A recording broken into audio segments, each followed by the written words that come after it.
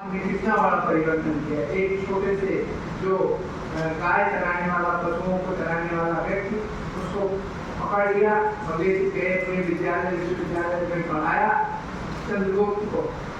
और पारसमणि होते हैं गुरु, छू दे तो वो भी सोना बन जाए।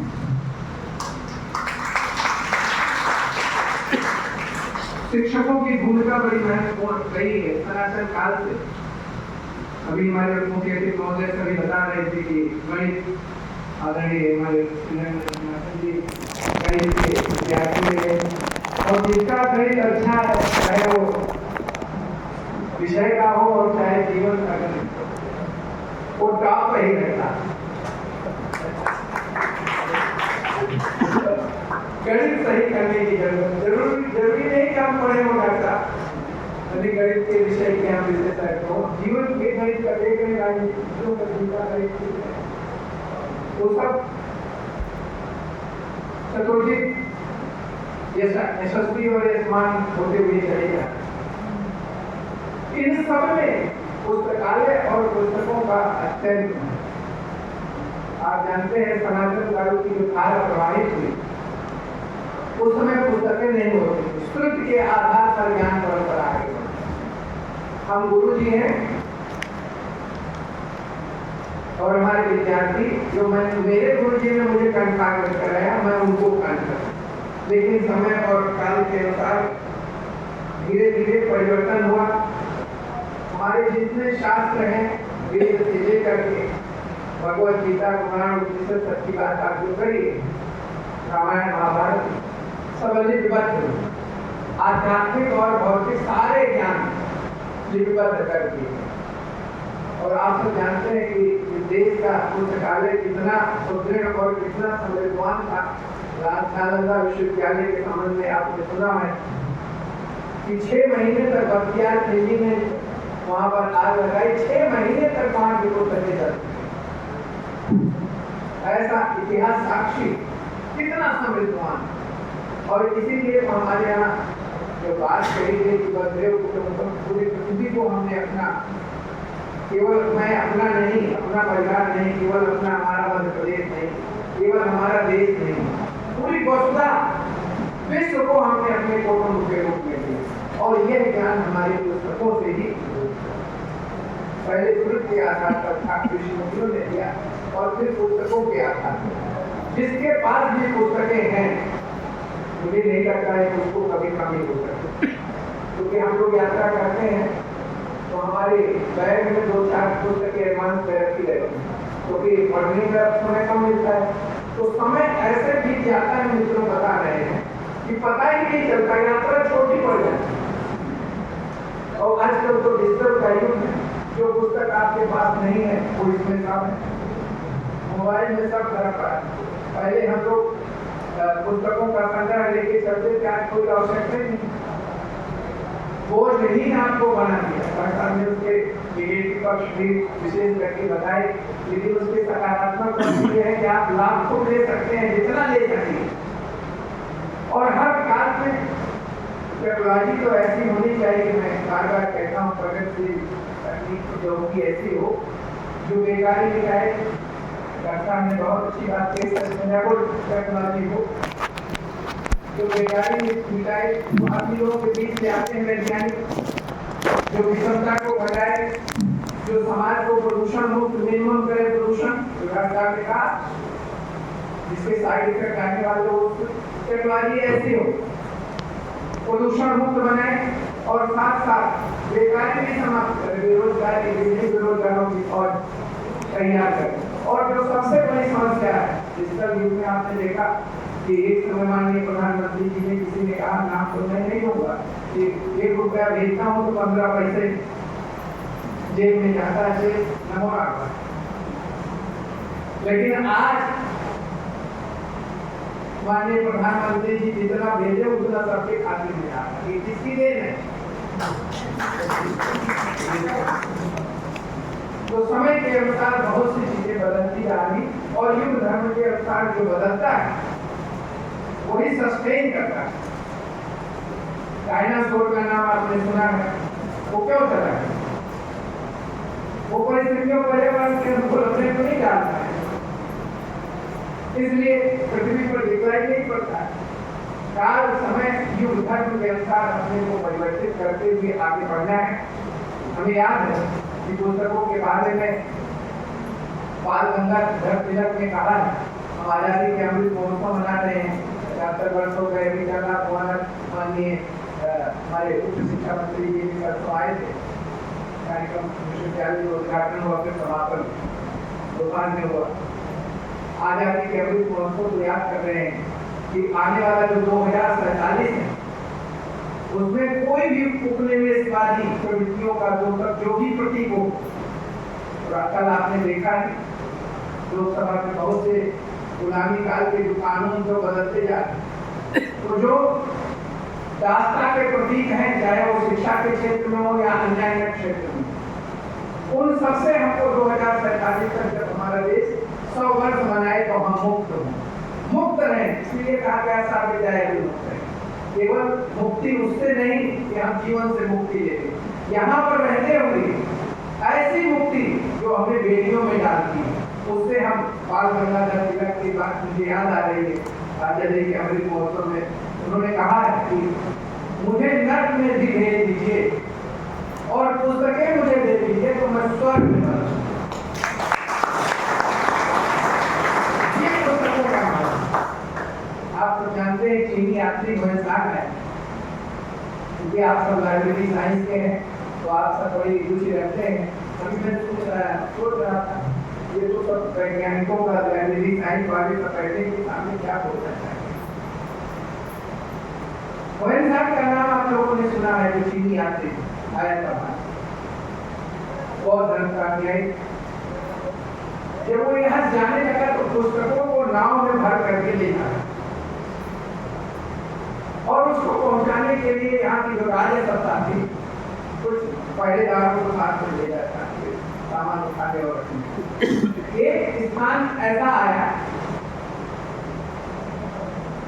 नाव जब पार हो रही थी कि नाव लगे डूब जाएगी।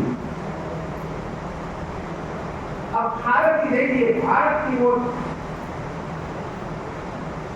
काल्पनिक पुस्तकों के प्रति क्या श्रद्धा रही होगी और है।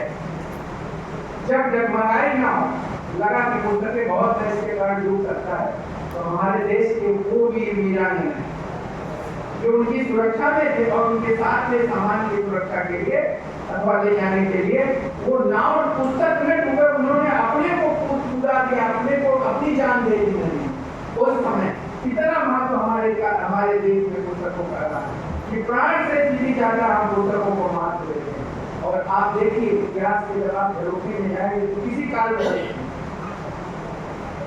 परिवर्तन की जो धारा प्रवाहित हुई वो पुस्तकों के माध्यम से अध्यात्म के चरम के पहुंचने तक। हमको कहाँ पता था कि हमारे यहाँ भौतिक क्षेत्र का ज्ञान तो दिया ही जाता था, आध्यात्म का भी दिया जाता। गुरुओं से बहुत कम मालूम चलता है कि आप भी ब्रह्म बन सकते।